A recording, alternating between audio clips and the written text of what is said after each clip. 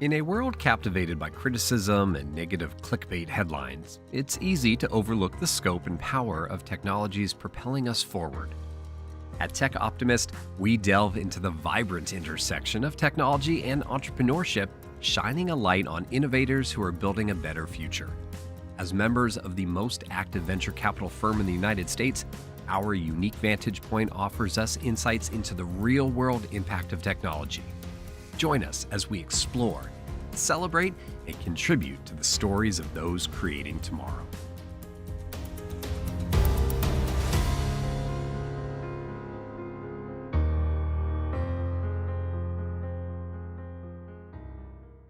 Welcome to the first episode of the Tech Optimist podcast.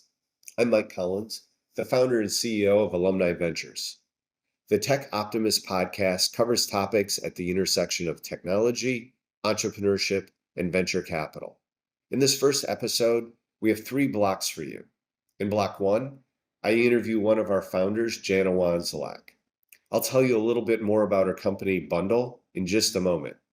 In block 2, I talked to one of our young principals, Naren Ramaswamy, on 3 things that VCs and entrepreneurs are talking about. Finally, in block 3, I get an update from Laura Rippy, a leading VC, who talks about the status of women in the venture ecosystem. Enjoy the show. As a reminder, the Tech Optimist podcast is for informational purposes only. It is not personalized financial advice, and it is not an offer to buy or sell securities. For important additional disclosures, please see the text description accompanying this episode. In this block, I chat with the CEO of AV portfolio company Bundle, Janna Wanzdilak. Her startup, which she founded with a Stanford Business School classmate, is working to bring tech-powered buying solutions to small builders. She's still at the seed stage, but the Bundle team has made some real progress. Hi, Janna. Where does this find you today? Yeah, I'm calling in from Oakland, California. Actually, about to go interview someone down the street, and then head into San Francisco for a meeting this afternoon. So, bopping around, but Bay Area. Great, excellent. And tell our listeners about Bundle. What's your genesis story? What do you guys do? Yeah. Totally. So Bundle is an end-to-end procurement platform, or a digital procurement platform that makes it easier to buy, sell, or manage construction materials. We're really focused on the SMB residential space, and we've seen that when builders are using Bundle, they're able to run their purchasing process at 10x speed and also find between 10 to 20% cost savings on products. So super cool, really addressing the problem that almost every construction project, 98% of construction projects, finish over time and over budget. And that results in almost $400 billion in spend annually in the US as a result of procurement issues. And so myself and most of our team have come from the construction industry, really seeing the challenge real time, how old school and sort of antiquated a lot of processes are in designing construction. I think for me personally, before coming out to the West Coast for business school, had very much been feet on the ground in design and construction, had project managed the headquarters of the company I was at, and had really built a cool project at the end of the day, but finished way over time, way over budget, and opened my eyes to how antiquated and fragmented so much of design and construction really is, and how much we really need to step upstream and rethink how some of the processes happen to unlock better building downstream. So just to play it back for my own brain, it's, this is a small builder that's building, dozens of homes a year, and they're keeping track of all of the stuff that goes into building a house, on spreadsheets and, file cabinets. Do they typically have a person that does this, or they're doing it themselves, or? Yeah, great question. And exactly right. A lot of this is pen, paper, spreadsheets, phone calls, emails, sometimes faxes, the dreaded fax machine. And they often will have someone managing the process. For a small builder, they're often pulling someone off of a job site, which can be a challenge. That person has something else that they could be doing. I would say if you're looking upstream at a bigger builder, they have the money to throw at a purchasing team who are negotiating relationships further up the supply chain. They have volume, so they can negotiate some of those relationships. But exactly right. As a smaller builder, you don't have that money to throw at the problem necessarily. And a lot of your projects are different from one to the next. And so you're needing to call, tens to hundreds of suppliers on every project, figure out pricing, lead times, basically run a bid process, then handle payments with all those guys, and then figure out where all your products are on their way to the job site. So Bundle allows you to do all of that in one platform. I would say the other value that we bring, hence our name Bundle, is that we're essentially aggregating small and medium builders together or small and medium projects together and giving that access further up the supply chain, almost like a buying group, in that we're getting them hopefully better pricing, lead times, availability, maybe even just better return policies or more direct communication to a manufacturer or to a wholesaler than they've been otherwise. Cool. So tell us a little bit about the company. Where are you in your journey? You have a co-founder. How did you guys meet? That part of the story. Yeah, definitely. So met my co-founder Edison at business school. He had been an architect for about 5 years before coming to business school. So I'd seen very similar challenges in the industry, but from a different angle. We've been around now for about 2.5 years, which is wild. Time flies. But we had raised about $1 million pre-seed end of 2021. Closed about a $4 million seed round last February, so about a year ago. And we're now a team of 11 with some contractors beyond that. Churning away, kind of solid early product, early customer base, and 2024 is a hopefully big year of growth for us. Really focused on solving some of the go-to-market questions. We've obviously sold to a bunch of customers so far, whereas the unlock there, whether it's kind of market angle or also just how do we have a rinse and repeat process to really grow fast and through. Tell me a little bit about, when you bring technology to maybe an industry or a customer base that, hasn't had a lot of it yet. Yeah. Even if it's clearly a better way to do it, you run into just change and people are busy and this is the way we've always done it. How have you guys thought about kind of addressing that kind of roadblock that all businesses like yours face in their journey? Yeah, definitely. I would say two different things. One is I really think having a team that comes from the industry goes a really, really long way. People that can talk the talk and sort of see around corners. People who have experienced the exact pain points that our customers have really, really helps in those early sales conversations. But even beyond that, I would say the other big thing is it's an interesting time in construction tech right now because we are often convincing people to go from, spreadsheets, no software into software. But a lot of the builders we talk to have actually tried out some sort of software at this point, and many of them have been burned. And so I would argue it's almost more complicated than just getting them to try it, because there's often been software that either was overpromised to them or took so much time to onboard.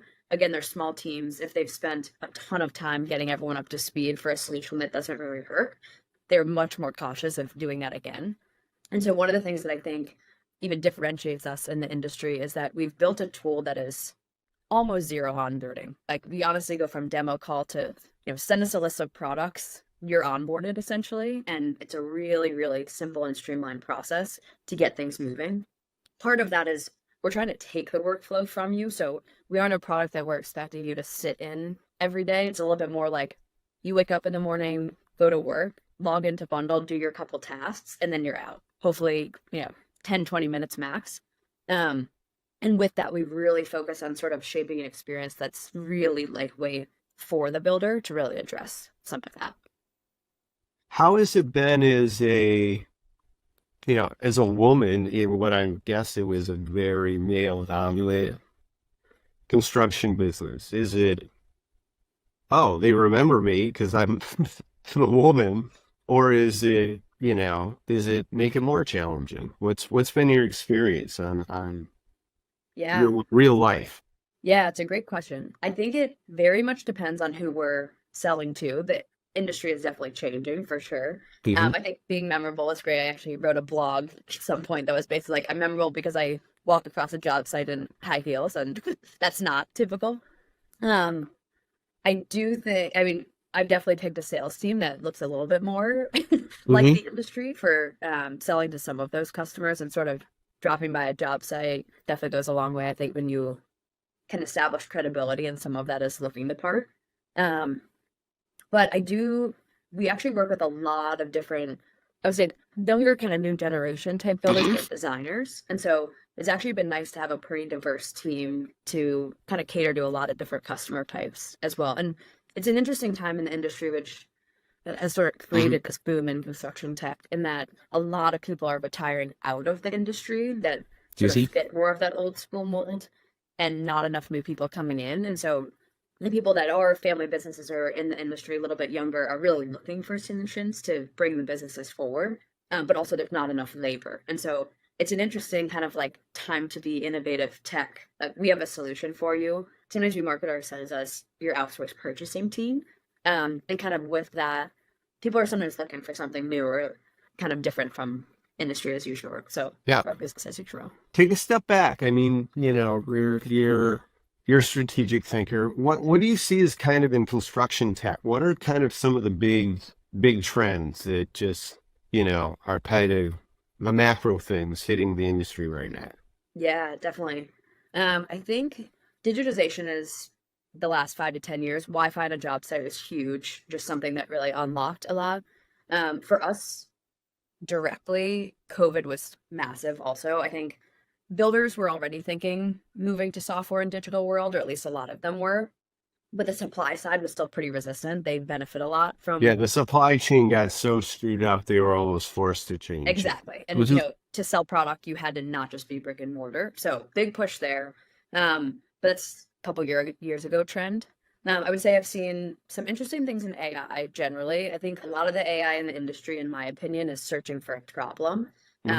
We're trying to leverage it as much as possible internally to make things smarter, better, faster, easier for our builders. But we're already solving a big problem with a little bit more of an old school kind of tech approach. Yeah. The other really, really big trend and tailwind is labor generally. Like I mentioned, a lot of people are leaving the industry. Not enough are coming in. And while we do directly impact that, we aren't just solving labor first and foremost, but we do kind of take the place of a purchasing team in some regards. We need someone to operate the software. So if you have a purchasing person, we're really empowering them to do their job better, faster, more easily, run into less issues. But actually, an interesting customer story, one of our oldest customers, so it's been around with us for about 2 years now.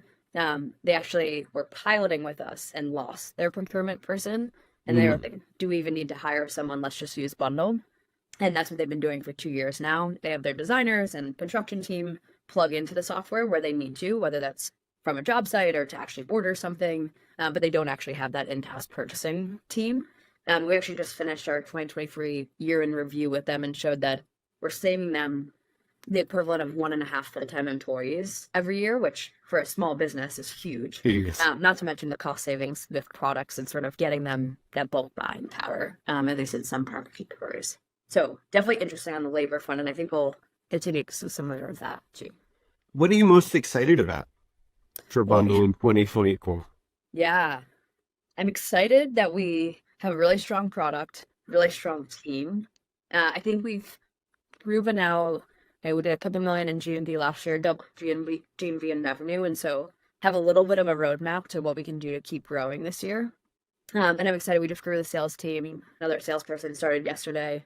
Just kind of putting more fuel on the fire and really seeing what we can do with this. How many customers we can really help solve some of these problems for. And one of the big pushes for us over the last year has been growing our supply side of the business. And so last year we went from about 8,000 products in our system to 50,000. And that continues to grow every day. And so we're really starting to see more of the connections happen across what we think of as a managed marketplace, sort of powered by, or sort of a managed marketplace that we build on top of that with workflow tools on either side. What's interesting about our business is that, well, I joke that my next company is just going to be a software company because we have basically built a software product for our builders and a totally separate product for suppliers, and it only works if everything is working well across the middle to the marketplace dynamic. But we're starting to see enough of those relationships, a solid enough product to really start seeing that marketplace hopefully tape off a little bit. I mean, those two-sided marketplaces are hard, and they take a long time. But if you can do it, it becomes really powerful and a huge moat. And then you start getting into really powerful flywheels. Totally. Stuff that's good is really hard. Yes. It takes a long time for sure. So, give me an ask for how can our investors, people who've invested in your company, people who are just fans of, cool companies, entrepreneurs, how can they help you? What's your ask for our audience? Yeah. So one of my favorite parts of the industry is that almost everyone I talk to is either directly related in construction or has a brother, cousin, friend of a friend, XYZ, who is in construction and can kind of relate to some of the problems that we're solving. And so my ask is I would love to talk to any and all of those people, both from a learning perspective, but I think the go-to-market in an industry like this is the hardest piece of, a lot of direct selling, a lot of network effects and referrals and things like that. So would love to talk to any of those people. Feel free to email me, janna@bundle.build. Yeah, Janna, Janna @bundle.build. Yep. Excellent. Okay. Any questions for me, Janna? How are you doing today? I'm doing great, actually. Spring is in the air here in New Hampshire, and days are longer and, super busy. The venture industry, has had a bit of a, backlog of deals, and companies kind of putting off getting funded. And now it seems like, everybody's closing around, and so super busy, but that's always fun. Yeah. Well, thanks for your time today, giving us an update on Bundle, and we'll talk again soon. Take care. Sounds great. Have a good one. Bye. Just a brief interruption to tell you a bit about Alumni Ventures and our Doctors Innovate Fund. Alumni Ventures enables individuals to invest in startups shaping the future. We build diversified portfolios by co-investing alongside renowned lead investors. Today, we serve over 10,000 investors who have invested more than $1.3 billion. With our Doctors Innovate Fund, you can invest in a portfolio of around 20 healthcare technology companies. From transformative healthcare services to groundbreaking diagnostics, our founders are paving the way for a healthier future. If you're curious about diversifying your portfolio and helping to drive the next wave of medical breakthroughs, visit us at av.vc. Thanks, Janna. Sometimes the best businesses are hard and grindy and take a long time. But bringing technology to a sector that has been slow to adopt it can be hugely rewarding and valuable if you can crack the code. Bundle is off to a promising start, and we wish them continued success. Our community often asks me, what are you seeing, hearing, thinking about? I thought others in the audience might find this interesting as well. In this segment, I picked 3 things that I recently talked about with fellow entrepreneurs, VCs, or others in the ecosystem. This segment, it's an experiment. Let me know what you think. Hi, Naren. Why don't you introduce yourself? Hey there. My name is Naren. I work as a principal on the Spike Ventures fund for Alumni Ventures, and I cover enterprise AI and deep tech. Mike, excited today to talk about what's on the mind of VCs. So why don't you tell us what are 3 things on your mind with regard to the market right now? I think the Oprah special about GLP-1 drugs is getting a lot of buzz. Everybody talks about AI appropriately as kind of a huge transformational technology. But I think there's a lot of folks that think this class of drugs, given that such a huge percentage of the population struggles with obesity, and that we have a lot of our economy is really driven about cheap food and dealing with exercise and weight loss and body image and all of that kind of stuff. And it's happened before, that Oprah has kind of created a waypoint in societal conversations with mental health, equal pay, literacy. She moves her superpowers, she moves the conversation. And, she has been very open about her own struggles managing her weight.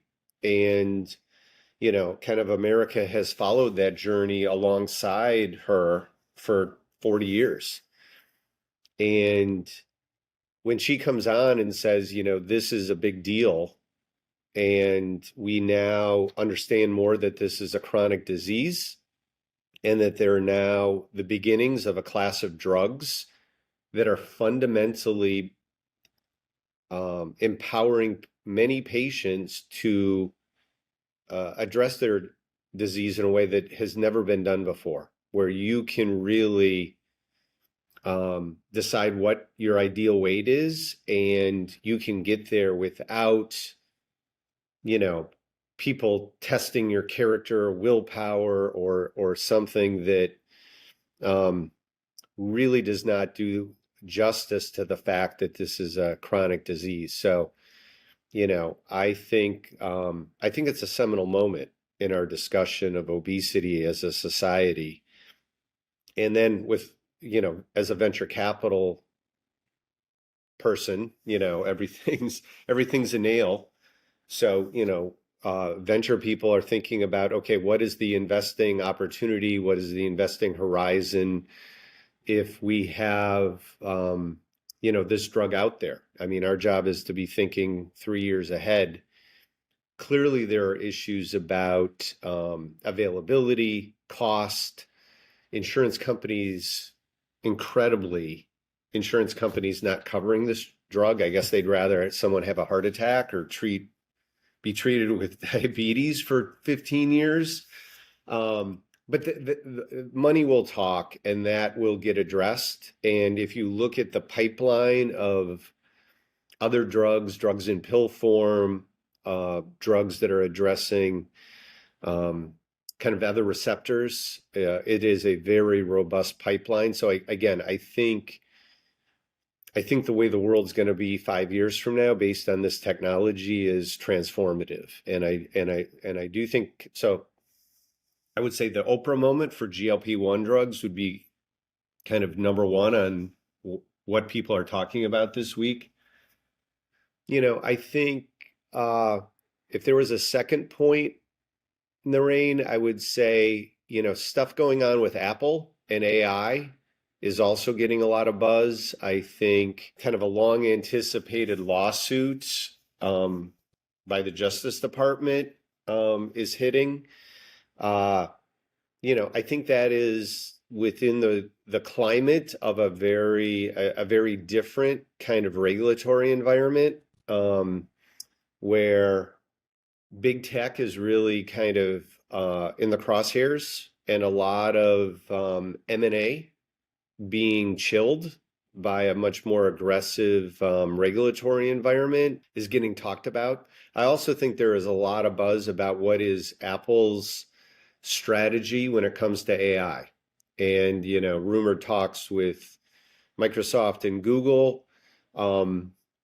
Again, smart company, they know they have to play. They lean into privacy, chips on your phone, AI on your phone.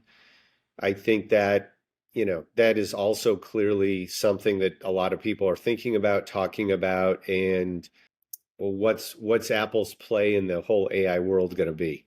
So I think that would be number two. And number three, I hear a lot of people talking about Lex's interview with Sam Altman. And, great interviewer, one of the great innovative minds of our generation.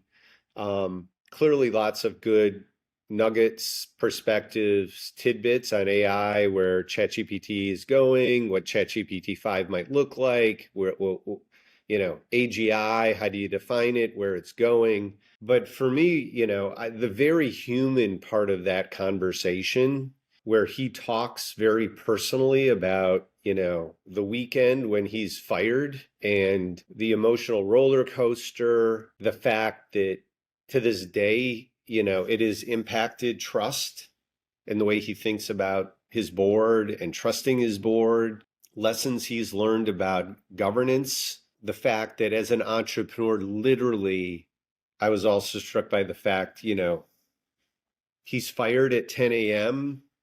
and by 6 p.m. he's thinking about his next startup. You know, and again, there was so much of the personal side of, Sam's conversation with Lex about that weekend that, again, I think just a lot of entrepreneurs and board members can relate to and learn from.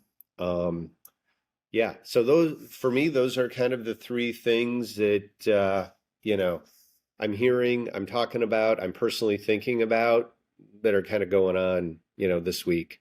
That's great. Thanks for sharing. I'd love to double click on those. So starting with GLP-1's Oprah moment, Yeah.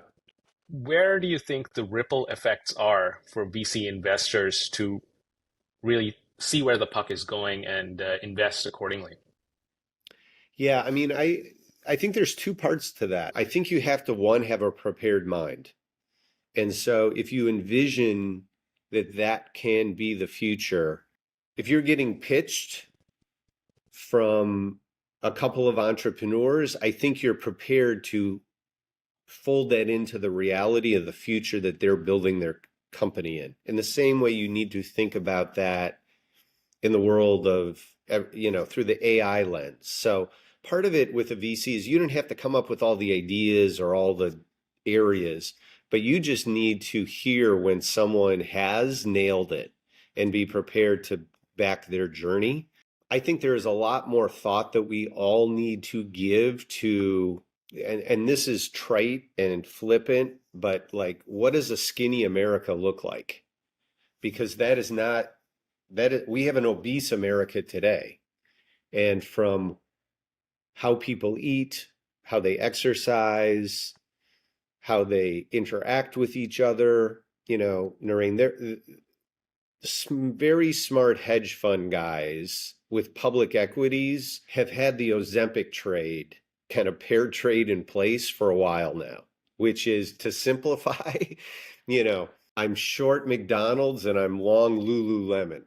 Or, because again, somebody goes from being 100 pounds overweight to, what they were when they were 30. That changes buying behavior, eating habits, exercise. You need fewer hip replacements. You want to travel more. There is all kinds of very interesting, very thoughtful, very deep ideas out there. And so I think there's flavors of the Ozempic trade that VCs need to think about and invest behind. And one of the things that was even in the Oprah special, Naren, was, just a brief but powerful interaction with the CEO of Weight Watchers.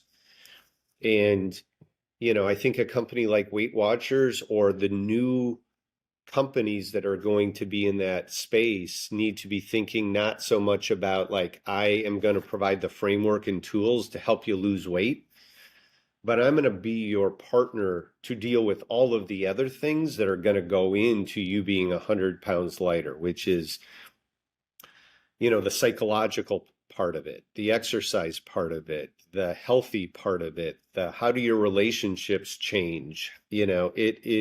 There is a lot that goes into, unfortunately, how people look and how their energy levels. So I think that's an example of just one little slice. Is I think there's a whole new generation of people that are going to help partner with people through this journey beyond just the drug is going to make it an order of magnitude easier to lose weight and keep that weight off. Absolutely. And you alluded to this, but Morgan Stanley reports that up to 25% of Americans have expressed interest in GLP-1 drugs. And right now, it seems like it's only 1 or 2% of the population that is actually using them. So we are on the cusp of a large consumer trend here. No, yeah, no, I was joking with somebody. I was talking to somebody in Hollywood actually yesterday, and it's like if you look at the early adopters of these GLP-1 drugs, disproportionately Hollywood and the Upper West Side of Manhattan, and those people, they're losing that excess 20 pounds they're not the people that are, there is a big class of people that need this, that it's too expensive, they're not confident, their doctor isn't educated enough. No, we have not hit the big part of that curve at all yet. And so, yeah, there's more ahead for sure. We're in the first inning. Absolutely. Yeah. Well, switching topics to AI, you've previously talked about AI in your pocket as an investment thesis, how AI is going to become more and more ubiquitous. And Apple seems very well positioned with their tech prowess as well as their distribution. If 40% of Americans own an iPhone, how do you see this playing out over the next 5 years?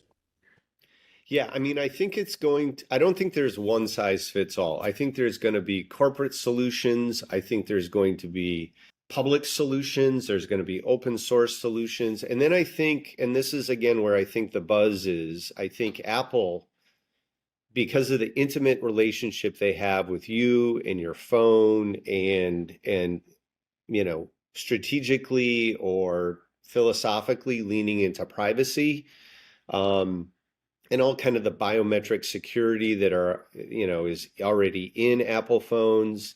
I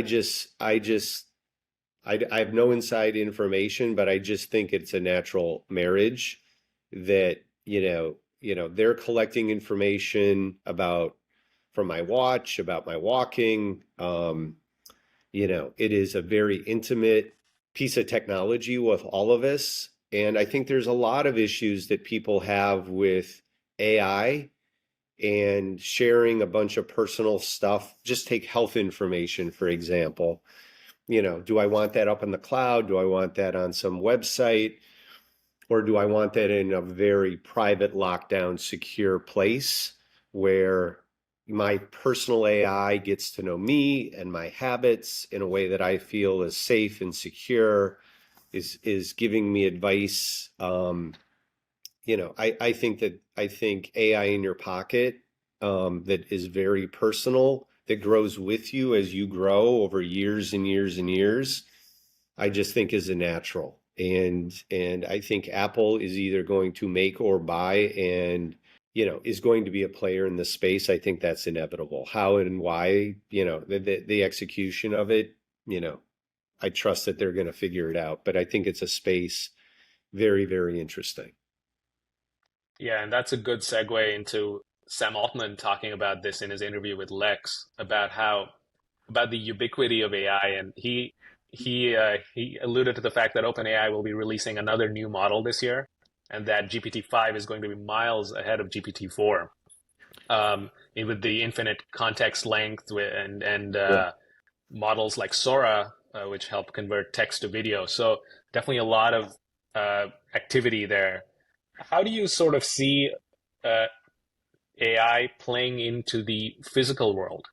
Yeah, I mean, I think, one of the takeaways from Sam, who's dealing with things that are probably 2 years away from us seeing, what he's working on and seeing and knows that is reality, he looks at what, ChatGPT Turbo or whatever is the latest release and thinks it's awful. I mean, so, and all of us that are kind of dealing with the public versions of this say, hey, this is powerful already. So I just think it gets a sense listening to him of the slope that we are still on, that we are still on the steep part of this slope. And I think it was very exciting for him to talk about where he sees the crossover between robotics and AI being just a natural marriage that we're gonna bring all of these great innovations that are going on in robotics right now, married with all the great innovations going on with AI. I think it is, again, inevitable. And I think that is going to be a very powerful enabling technology that'll, again, kind of take the most dangerous, the most repetitive, the most mundane jobs in our society and, replace them. And I think it is And I think that is a good thing. And so, if you just take the most dangerous jobs, right? Those are jobs that I think are going to get attacked first. And again, I was looking at a startup that was doing things in picking fruit, which is a very kind of fine motor skill, but repetitive, tough job, right? And again, combination of needing a physical tool. Somebody has to actually grab the plum or the apple and pull it from the tree, but you have to pick the right one at the right time, the right way. Those are all machine learning AI systems. And I think it is so exciting and such a golden age to be at these companies or be investing behind these kind of management teams. So yeah, again, I think the trajectories of both of those, and just again, a little inside baseball. We obviously have an AI fund that I think is on its fourth vintage here at AV, and I think for our next fund, which will be in the spring of 2025, it's going to be AI and robotics. We're probably going to merge those investing areas together as just a personal statement that we think that there's just groundbreaking work in both, and they're related. They're different but related enough that I think investors will want. They'll want a portfolio that covers both. Absolutely. Well, good. And Yeah. definitely agree. Very exciting time to be an investor. Thanks for your thoughts. Yeah, and we'll talk again in a couple of weeks. Thanks, Naren. Hi, everyone. I'd like to take a quick break and tell you a bit about Alumni Ventures and our AI fund. Alumni Ventures offers smart, simple, and accessible venture portfolios for individual investors. We build diversified portfolios with low minimums, co-investing alongside established lead investors.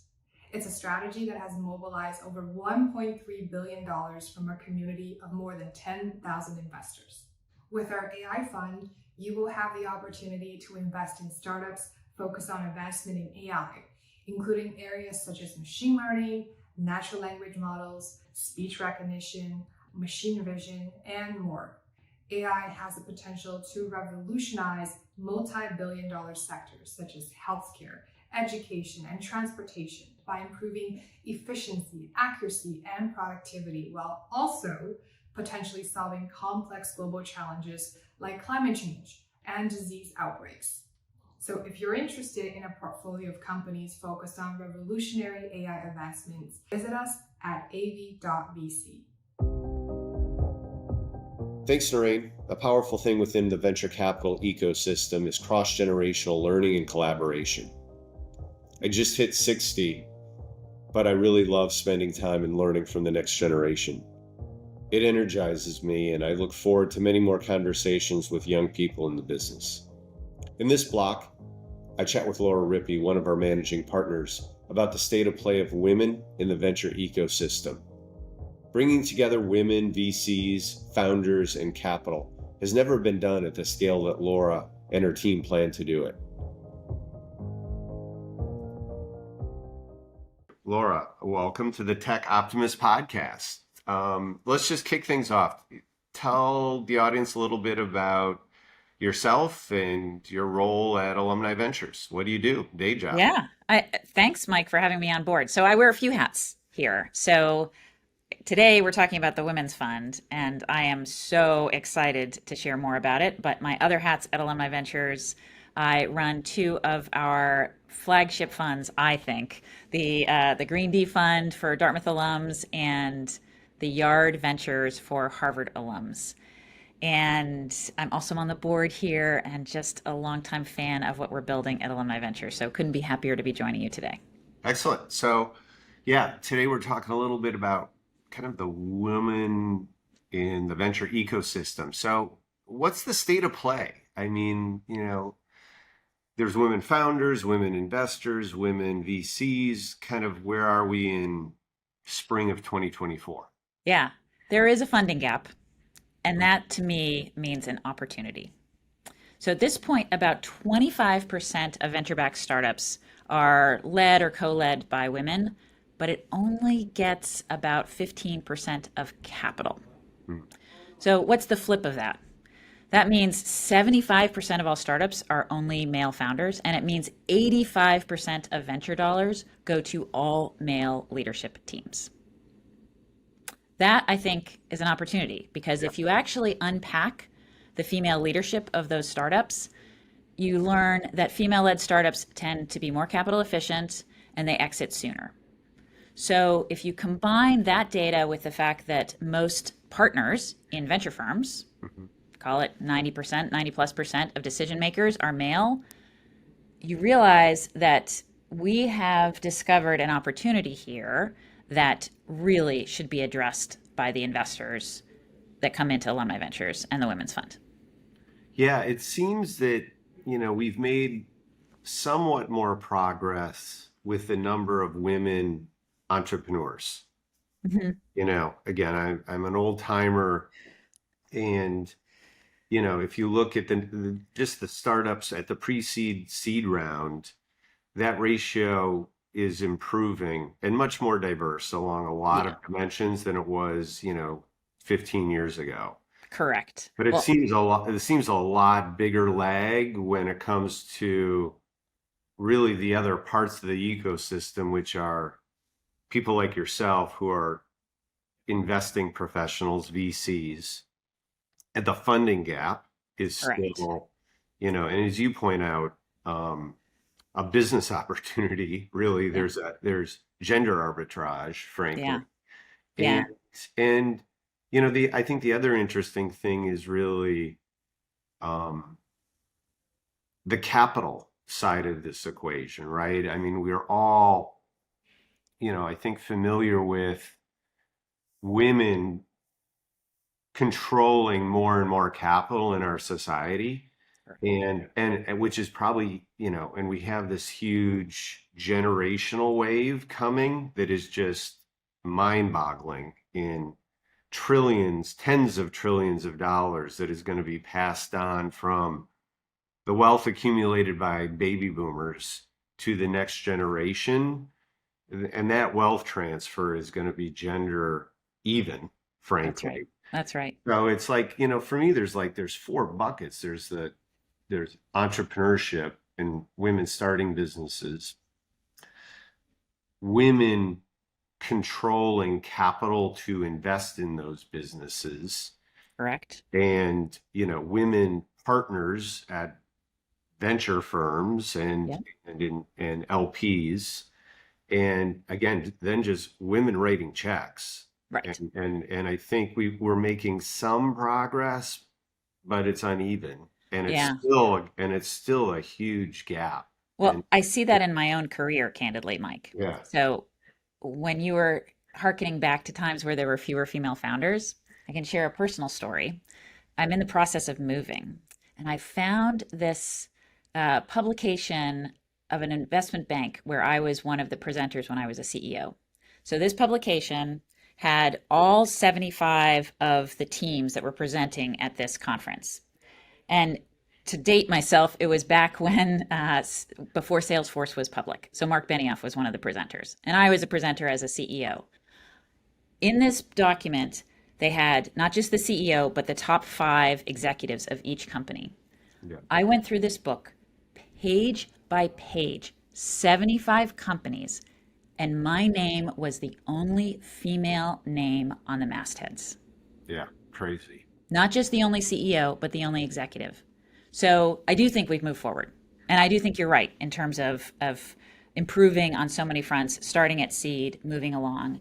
I also think your point about this particular moment and the way that Alumni Ventures comes into the opportunity hits those elements, right? So we are investing in female founders. We are an all-female team of VCs that are choosing those investments. But more than that, we empower, because it is Alumni Ventures, the individual accredited investors who want to address that funding gap to put their capital to work in these really high-quality deals that we fund. So we stir that pot, we bring it together. It's the women and the allies who have been very successful in their careers. They know that the female leaders that they have met and that they want to support are fiery, and they're capital efficient, and they're very ambitious. and they want to put their capital to work in those. And we enable it with the Alumni Ventures Women's Fund by investing in those amazing female founders and giving the investors an opportunity to put their capital to work in it. I mean, I think it's incredibly exciting. I mean, I think it's the only situation that I'm aware of in the whole venture ecosystem where we're talking about really women capital, women VCs, deploying it in women founders. I mean, there are people that have a slice of that, but I think this is the most vertically integrated community capital source. So the AV Women's Fund, I think, is really going to break ground. And I think there's tremendous flywheels in that kind of vertical integration, if you will. Do you want to talk a little bit about how our community really gets involved with all of our funds in, sourcing and helping portcos and things like that? Yeah, absolutely. So the Women's Fund has a suite of scouts that is helping us to surface more opportunities. So those, I'm really flattered. Many of those are our portco CEOs. So the Women's Fund at Alumni Ventures starts from this position of strength. We have 357 companies that are either founded, co-founded, or led by women that are already in the portfolio. These companies went through our rigorous process, all of the diligence, all of the scrutiny that we do. We weren't even really looking at whether or not the CEO was a woman, whether it was co-founded by women. They came into our portfolio because they were really quality deals. Mm-hmm. So some of those women have now stepped up to be venture scouts for us. So that to me is incredibly special, that they care about this mission. They've seen what Alumni Ventures does as an investor, and they want to encourage other female CEOs to work with us so that we can invest and put our capital to work on their cap tables. So that's one piece of it.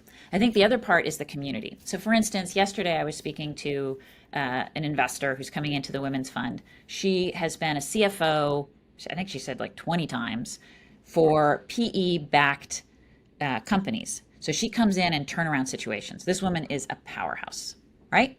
And she says, I know how women lead. And I know that I can help some of these women with my capital, but give me a call, Laura. If any of them are raising money, let me know. Maybe I can help them with their pitch deck. Maybe I can help them open a door or give them some counsel and advice. So that virtuous cycle that I was talking about, where it's the investors who are fueling this Alumni Ventures Women's Fund with their capital, helping us to invest in these amazing founders, leveraging the fact that we have venture scouts who are opening some of those doors. And then, of course, the team you mentioned, myself, Mira, Sophia, Brittany, we are excited to compose this portfolio and to be those female investors that folks can turn to and understand the portfolio as it comes together. Yeah, you touch on, the fact that, Alumni Ventures is backed 350 plus companies with women in leadership positions. And yeah, the fact is that was, we invested in the company because we thought it was a great investment opportunity led by a top tier VC firm who happened to have a woman founder. And so it's such a position of strength, I think, to launch this community and this fund. It's really, really powerful. And I know we all struggle with loving all of our children equally, but, just to give listeners just a sample of the kind of companies that we invest in here and their lead investor and kind of the kind of problems that our founders are working on and building a new venture. Just any happy to share. Yeah, happy to share some of those stories because they're so dear to my heart, and I hope you've got a few hours for me to tell all the stories. But so one that comes to mind is Carry First. So this is a gaming and payments platform in Africa. So the round that we joined, Andreessen Horowitz, A16Z, was doing double their pro rata. We followed the leading gaming VC into the round, and that kind of quality deal. How did we get access to it? Female founder. And specifically because we're Alumni Ventures, we followed the alumni thread. In this case, it was a Dartmouth female founder, and that was the entree point into the deal. Another example is Kindbody. So Kindbody is a fertility platform led by the indomitable Gina Bartesi. When we invested back, I think it was about 2018, it was the Series A. And I remember distinctly that the lead VC from RRE was a woman. My team was all female at the time, and obviously Gina's team was all women. And that was the Series A. If you fast forward to today, that company's valuation in the most recent round, led by JP Morgan Health, is a $1.8 billion valuation. So that belief in where the company is going and getting in early is a piece of what we do. So that, I think those are two examples I could Yeah, I mean, I love those. yeah, the analogy of, this is where we created Alumni Ventures around community, and that we could do better together than any of us could do individually. And there's, just in our society, there's affinity, we're both Dartmouth people, and it's just, there's a school connection that just made a lot of sense. And that's a powerful connection and flywheels and value added. It is. It gets us into places. I'll give you Yeah. another example. A cybersecurity company called Acto. So their round was led by Excel.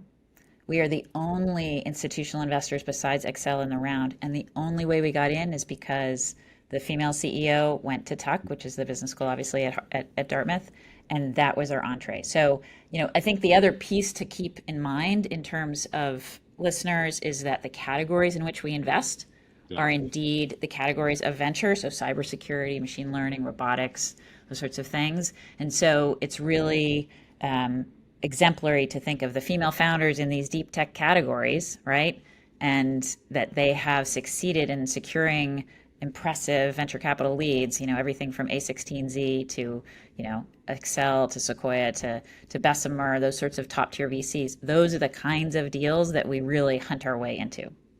And I think it's really important to underscore, at the end of the day, that's really what it's about. I mean, it is about getting access to really fantastic companies.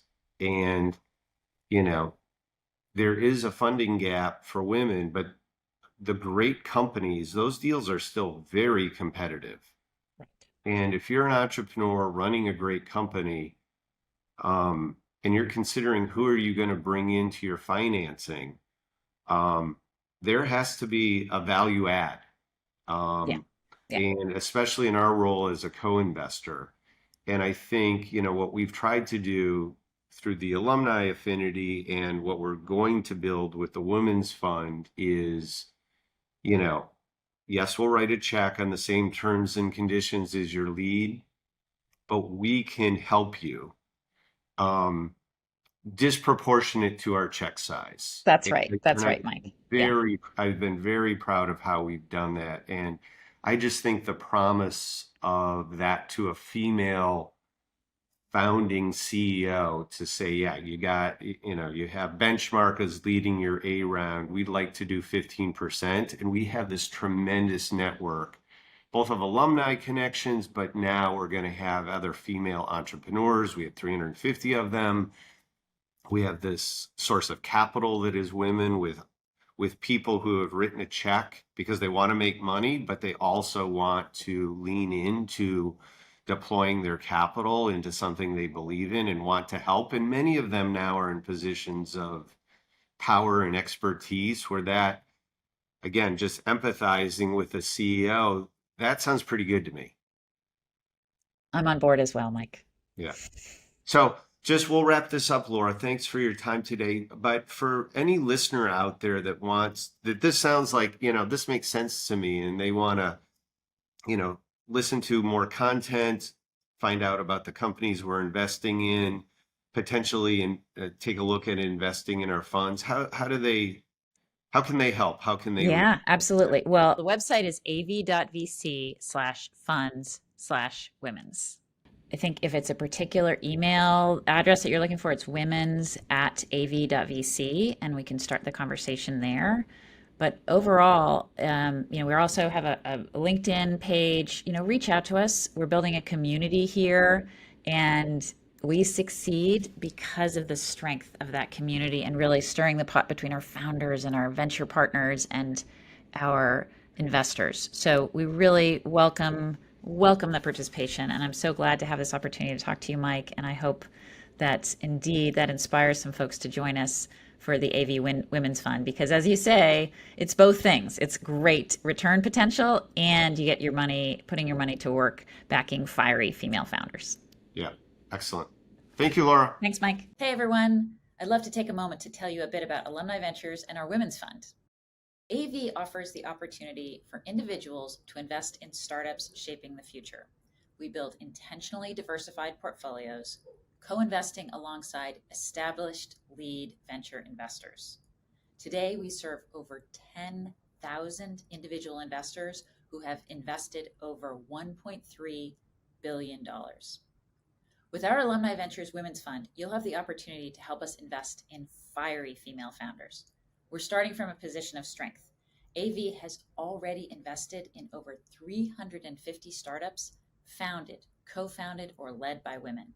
We see the Women's Fund as a great opportunity.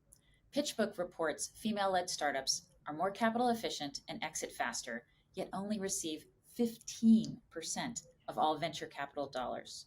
Join us to invest in female-led startups innovating in sectors like cybersecurity, machine learning, space, femtech, AI, and robotics. Join us in the Alumni Ventures Women's Fund to put your investing capital to back a diversified portfolio of female-led, high-velocity startups as they change the world. If you'd like to learn more, visit us at av.vc/funds/women's. Thanks, Laura. I haven't been this excited about a new AV community and its potential since we started our first alumni fund almost a decade ago. I think Laura, backed by her team and our community, is going to create the most powerful women's fund in the world. I hope you consider supporting them and getting involved. I hope you enjoyed this episode of the Tech Optimist podcast. If you share an interest in technology, entrepreneurship, and venture investing, please subscribe and send us your comments. In a capitalist system, VC and entrepreneurship is the tip of the spear. We look forward to talking to phenomenal VCs and entrepreneurs who are solving problems and building companies. Join us. Thanks again for tuning in to the Tech Optimist. If you enjoyed this episode, we'd really appreciate it if you'd give us a rating on whichever podcast app you're using, and remember to subscribe to keep up on the weekly episodes. The Tech Optimist welcomes any questions, comments, or segment suggestions, so please email us at info@techoptimist.vc with any of those, and be sure to visit our website at av.vc. Thanks again. Until next time.